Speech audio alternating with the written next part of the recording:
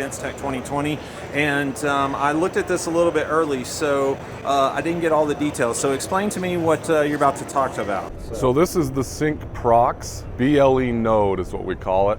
You can see a little bit of a description of what it does back here, but what this does is this makes any Wiegand access control have virtual credentials, Bluetooth credentials that are app-based. So you can have any manufacturer's Wiegand access control system installed on the property.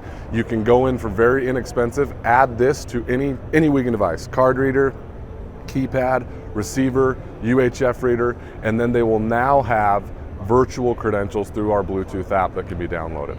So tell me about the credentials with the phone. So any phone, iPhone, Android, Yep. And then who are they going through? Are they have to go through me or do they go through you? How does that work? Good question. So the way that it works is it can be used on iOS or Android. The app is called SYNQProx, SYNQProx. It can be downloaded on Android or iPhone.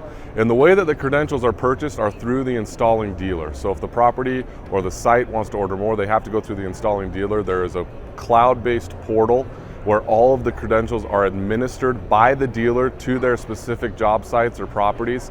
So if the dealer called us and ordered 100 virtual credentials, we drop that into a bank, into the dealer's cloud, and they can assign those to whichever properties or sites that they have. Now, are those reusable? So is it one and done, or can I actually, somebody move out of a property or get terminated and then use that credential again? Yeah, so we have two pricing options. One pricing option is there's a 50% renewal fee every year. If they choose that pricing option, then they keep the credential forever. It's always there. As a person moves out, that goes back into their bank of credentials. The other option is to pay as you use them. They are tied to an email address, so if someone leaves the property, the business, whatever it may be, that credential is deleted and you have to purchase another one. So you can do either way depending on the setup of your property, if you want to be reusable, if you want them to delete and leave with the person. Now, do you have it set up on a door that's easy to demonstrate? We or? do, Okay. yeah. So we have this device, this board, installed behind this Wiegand keypad card reader, okay? This is tied into an access control panel. We're using PAL, which you'll see here in a minute, but it could be any manufacturer's access control panel. And that is tracking right now physical cards and fobs and PIN numbers, okay? So we installed the SYNQProx in line with this using the Data 0, Data 1, and power wires. There's no hardware that needs to be changed. Nothing at all has changed. They download our app, they click on it, they're gonna get a list of their cards. So I only have one door right now, which we call FENCETECH demo door. I can push the button and it's gonna go ahead and it just unlocked this door, okay?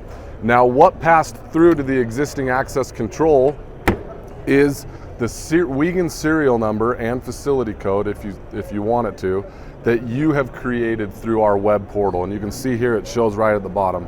My 5-digit serial number is 12345 for this. And you're gonna get a reading of the read range that you have from the door to your phone using Bluetooth. You can also do card plus, I pushed the wrong button, but you can do card plus PIN. So if you have a little bit higher security, it's gonna pass the card information and then the PIN information. And the user has access to the actual range? The user cannot adjust the range, but they can see the range. Gotcha. So if they know that if they're getting low range, then they're not within exactly. a close proximity. And we've been seeing installed behind a door, we're getting about 60 feet. And the installer then has all of these settings that they are able to change the range, so they can decrease the range or increase the range based off the site, and if there's multiple doors close to each other. So the end user can actually do a little bit of diagnosis for us if they don't see that Exactly. they've got any range Exactly. and they need to get closer. Okay, cool. And the dealer can set that. Also, a really cool thing is the dealer can actually lock down this device, so they can set a dealer code. That means if they set dealer codes for all of their properties, if another installer comes to one of your properties and tries to mess with this, they can't get into it. So they can't adjust anything because they wouldn't have the dealer code, so you can lock them down. So we can also do that for like a security situation as well too? Yes. Can we lock them all down with one button, or do we have to go through each door? So the way this would work is everything is passing through the access control. So at the end of the day, everything that's controlling it is their current access control. All we're doing is giving them an inexpensive way to add virtual credentials to their existing system. Do you have input? So can I tell the doors open or closed? That would be through their access control again. Oh, okay, gotcha. So if they have door position or gate position, going to their access control. Nothing changes on the access control end. All we are is basically taking the physical credentials that they're using and adding the virtual credential component, again, with any manufacturer. So all we're doing in our portal is allowing the installer, so if the end user calls the installer and buys 100 virtual credentials, the installer sends them to their portal 100 blank slots, and they can go in and assign facility code and serial number and then add them to their access control, and now their users get an email, download the app, and then they can open the door just like we did. So from an installer standpoint, I see two huge benefits. So first of all, that customer's mine. Yes. Right? Yep. And then it interfaces with what's already there. So Yeah. I'm not talking about having to do a whole new access panel or anything like that. It's just adding it on.